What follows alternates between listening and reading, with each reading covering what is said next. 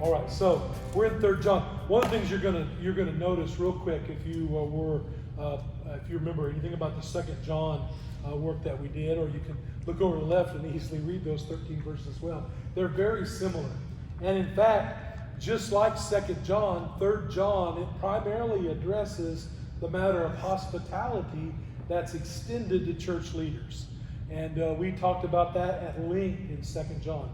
3 John is a little more direct because it primarily addresses 3 individuals and calls them by name, that make the letter a little more personal and also make it a little more limited than 2 John, and really a lot more personal than virtually a lot, and specific than really any more letter in the New Testament. 2 John, remember we talked about all the problems with people taking advantage of the hospitality of the church. 2 John seems to have somewhat of a negative view of extending hospitality, telling us to be careful and to be cautious. Whereas 3 John has more of a positive view, saying that it's a right and a good and a positive thing for us to do. And you know, it doesn't read in many ways much like a letter. It's so brief and quick. It's almost like a couple of little scribbled down notes to these 3 guys, but kind of put together to be sent in one letter. It would have fit, just like a 2 John, it would have fit on a single piece of papyrus. All right? Just like it fits on one page in most of our Bibles, unless you have a really small Bible or a really large print Bible. It literally would have fit. Papyrus was about that wide and about that tall, and it would have literally fit on one piece of papyrus. It could have been easily folded and delivered, or maybe even rolled up and delivered without any trouble at all. And but again, it has some really neat things in it. Let's read the first. I want to basically work through verse 8 tonight, and then we'll go forward from there. So let's read those 8 verses. The elder to the beloved Gaius, whom I love in truth. Beloved, I pray that all may go well with you, and that you may be in good health, as it goes well with your soul. For I rejoiced greatly when the brothers came and testified to your truth, as indeed you are walking in the truth. I have no greater joy than to hear that my children are walking in the truth.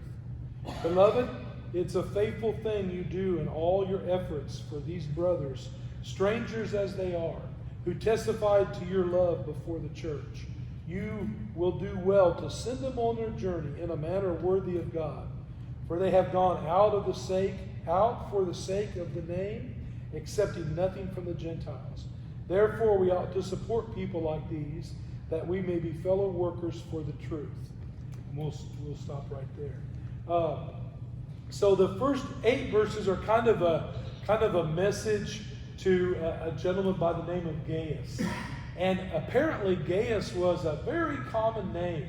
And in early church history, we can track down, and even in the New Testament, we have 2 or 3 different people that are mentioned just briefly that have that name. And we really don't know if it's one of these or if it's some other. There's just not enough details or history of the letter in the early church for us to pick it out. But Gaius was a Christian leader, a missionary of some sorts that was teaching and practicing the truth.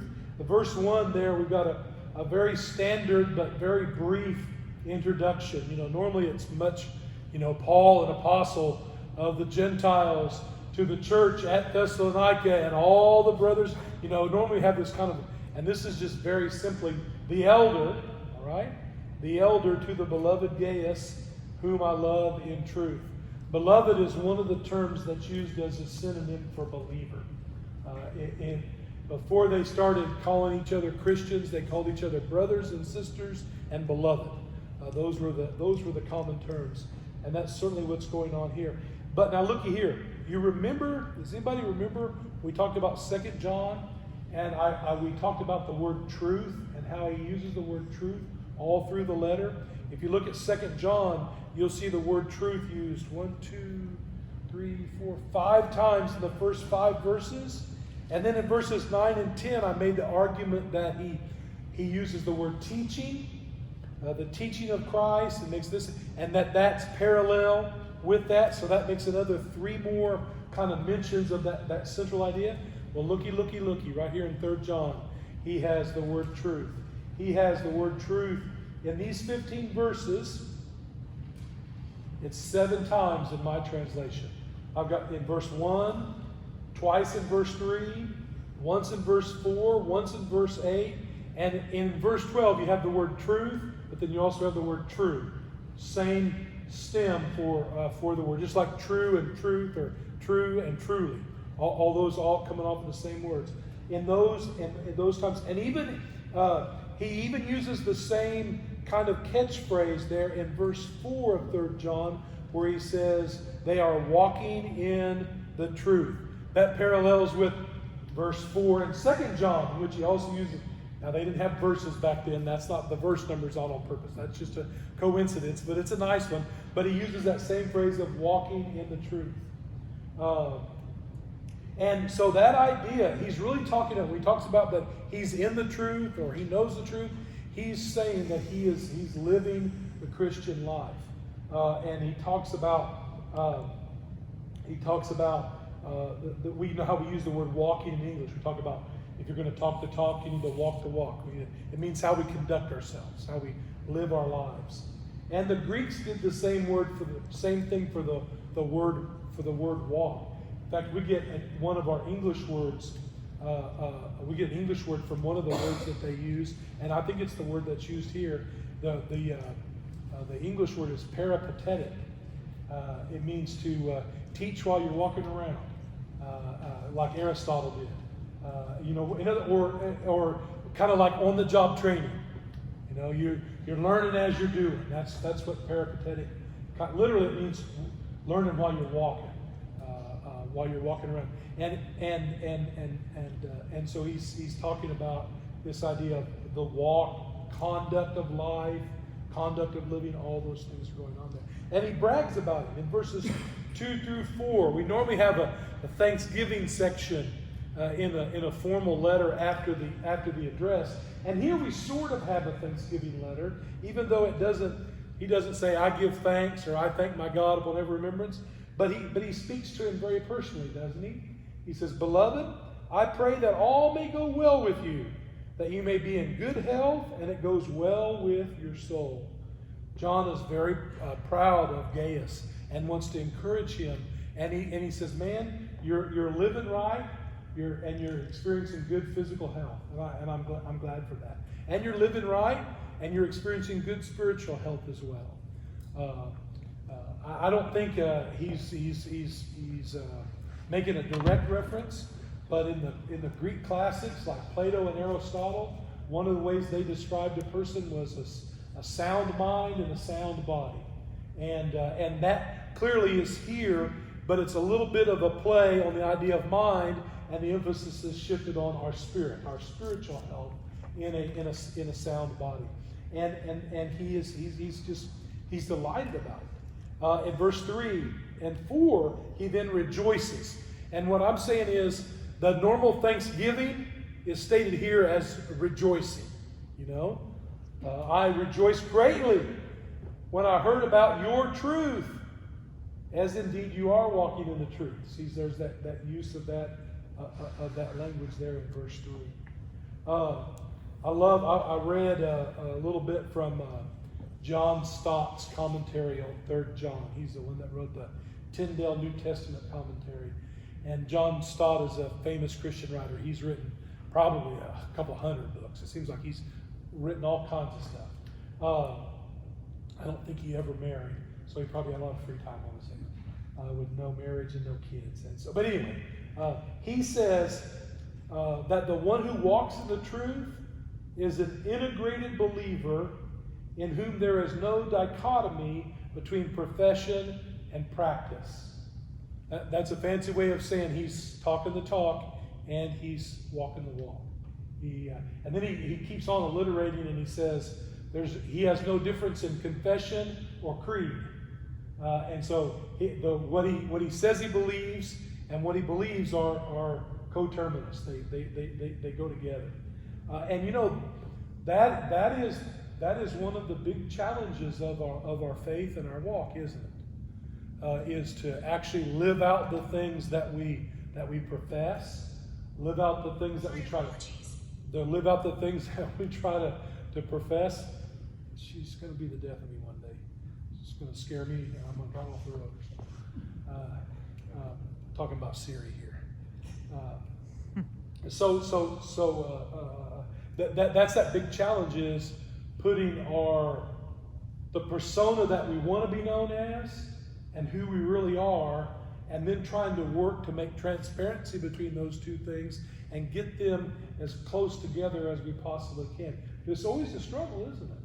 Even with the best of hearts and the best of intentions, there's always that temptation to just push on the facade and not really do the heavy lifting of being that transformed person. And apparently Gaius was making John proud, because he was doing that very, very well. And I love verse 4. Verse 4 ought to be the teacher's verse of the year. I have no greater joy than to hear that my children are walking in the truth. And when you're students, some of the, here he's talking about children as in like people he's taught in the faith. Man, when your own kids or when people you've taught they've learned the lessons and they're doing well, and it's just so much fun. When we went a little over a year ago to the Acts 1-8 Mission Day, I bumped into a student of mine that I hadn't seen or heard from for years. And I thought he was working in a church, but I didn't know it. A year or so before that, he had moved back to Batesville and is pastoring the church there and just doing great. Little Chuck Miller is who it was. And I figured he'd land right. His dad's a pastor and has served a lot of years, so he was trained right. But I was so excited to just to see and bump into him and hear about him. They had to tell us to be quiet because they were trying to start the thing, not the big program, but people that were sitting around us, because it was just fun to catch up with him and see what all he was doing, and that's why I like convention.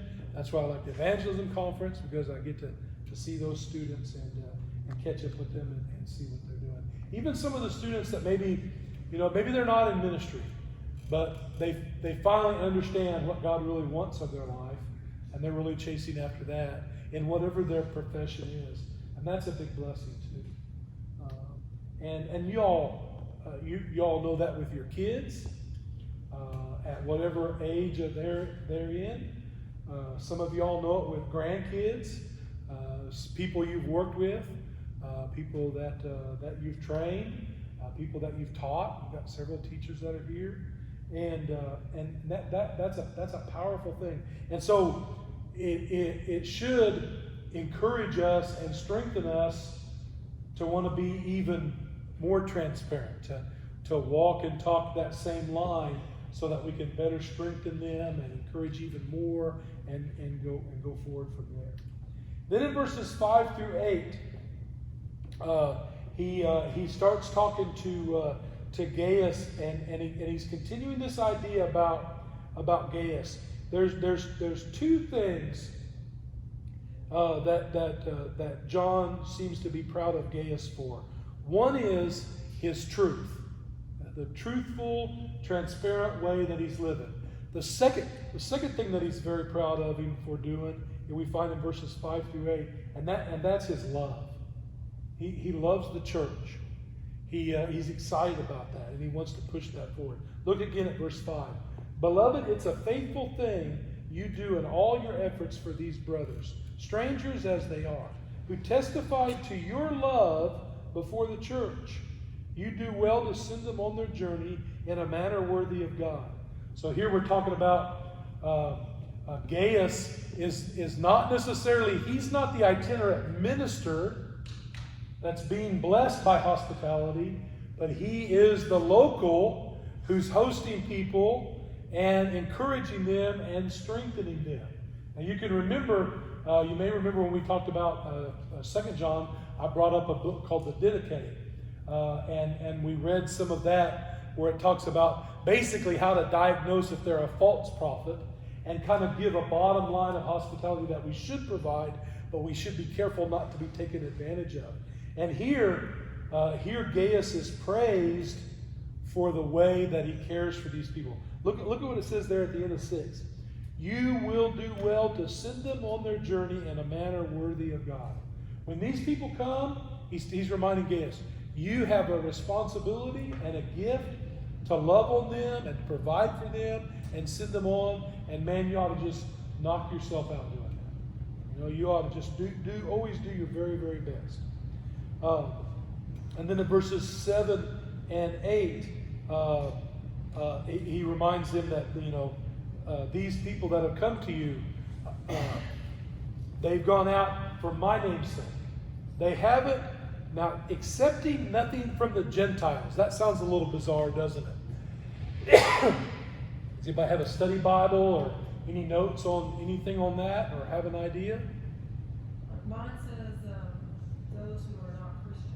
Yes, that's exactly right. Gentile here is not being used in the old sense of Jewish and Gentile, but now it's being used in the sense of Christian and non-believers, Christians and Gentiles.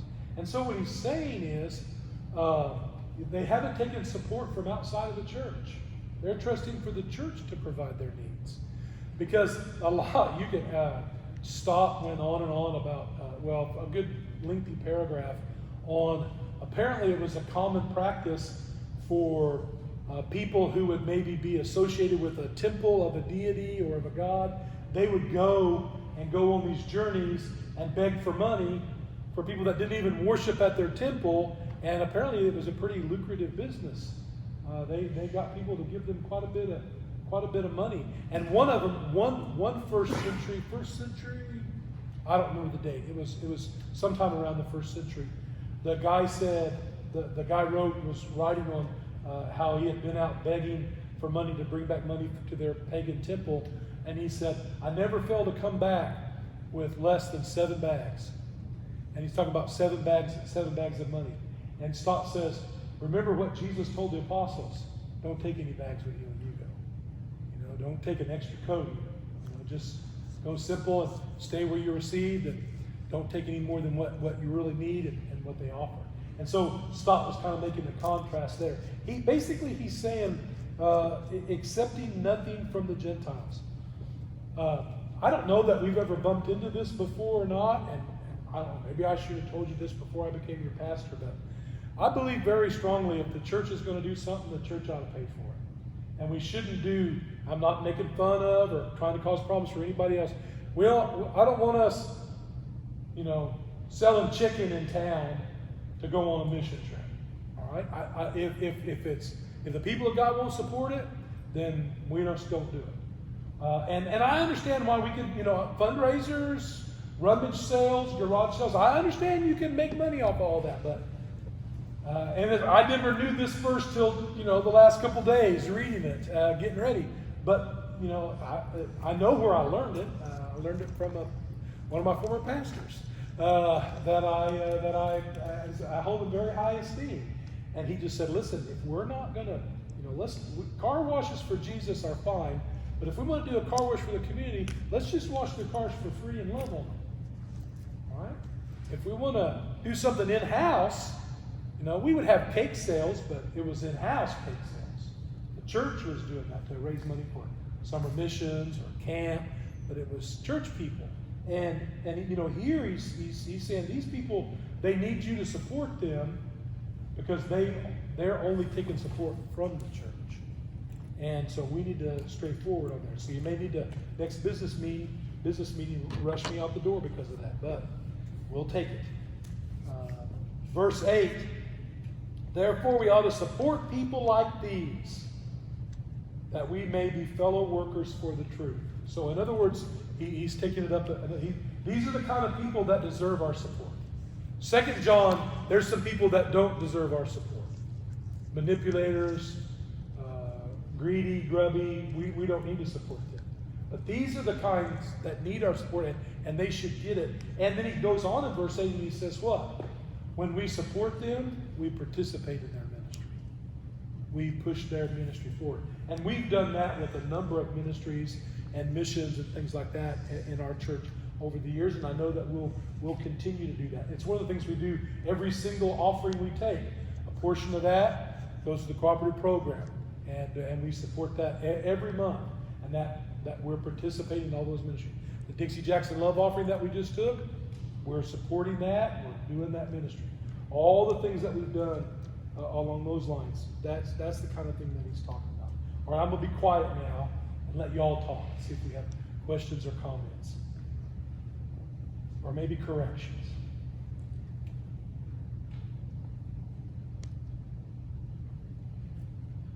So when did John write this? Do you know anything about Man, background on this letter? I think we're confident that he's in Ephesus, but that doesn't help us much on a date because most people think at some point, probably in the 50s or 60s, John settled in the city of Ephesus and stayed there for the remainder of his life, which some people don't think he lived past the 60s, and other people think he lived into the 90s, and there's no real way to tell. Basically, it depends on how you date the book of Revelation and how strongly you believe that was actually written by the Apostle John. If you argue for John handing authorship of Revelation, most people, a good conservative opinion is that Revelation was written in the 90s because it fits better with the persecution of Domitian than it does with the persecution of Nero. And those were the only two periods of persecution in the Roman Empire on Christians in the first century. So that makes John very old. So then it could have been anywhere from the 60s to the 90s.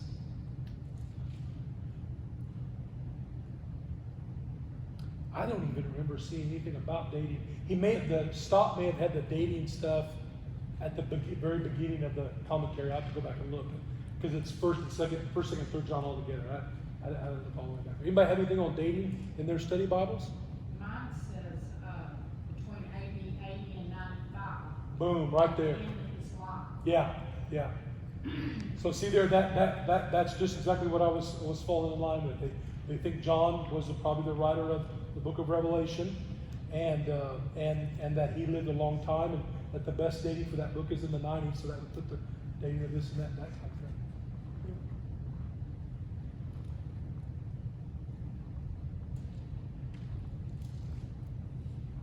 Anybody else? We'll do 9 through 14 then next week, and then we'll jog back to the Old Testament, do Haggai, and then one more time back to the New Testament and do Jude, and we'll be done. We're done with this. I don't know, 3 or 4 months. We probably should go and finish those 2 books, right? No, we'll see that. So, all right, let's have a word of prayer. Heavenly Father, we thank you so much for loving us.